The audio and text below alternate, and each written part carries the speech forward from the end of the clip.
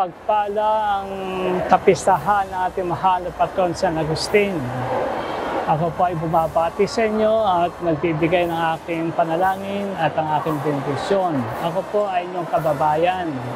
Ako po ay taga rito, pinanganak, lumaki sa San Rafael at tayo ay makapitbahay. At ako po ay nakunsaan dito ako nakumpilan.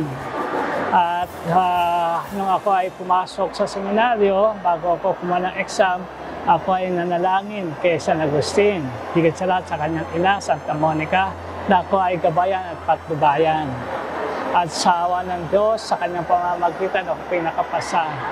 Nung ako ay nagbiyahe at umuwi at pumupunta sa San Carlos Seminary, sa Oledo Guadalupe, sa Makati, ako po'y sumasakay ng Baliwag Transit. Bago po ako sumakay, ako po'y dumadaan sa simbahan at nagdarasal.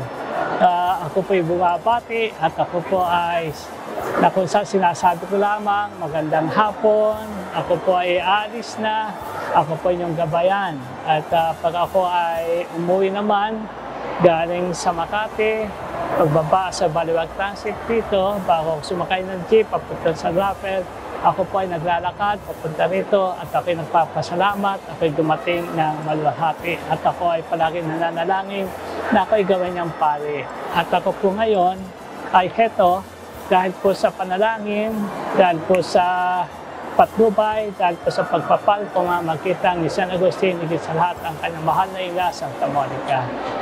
Mga kapatid, malakas ang panalangin at may kasagutan. Huwag po tayong mawala ng pag-asa, huwag po tayong sumukad bumitaw, kahit may pasaning pagsubok at malayo ang ating dapat makuha at marating, huwag po kayong mag-alala. Tayo po itutulungan at hindi po nagpapabaya si San Agustin. Higit sa lahat, ang isang ina ay hindi po nagpapabaya at gagawa ng paraan kahit sa umiyak at lumuha, siya po ay nananalangin, umaasa at titiwala sa atin. Gayahin po natin si Santa Monica nagdarasal, gayahin po natin si San Agustin, tapat sa simbahan, at hindi po tayo mawawala sa landas ng kabanalan at sa landas ng kaligtasan at tayo uli sa bahay ng Diyos sa kanyang kaharian.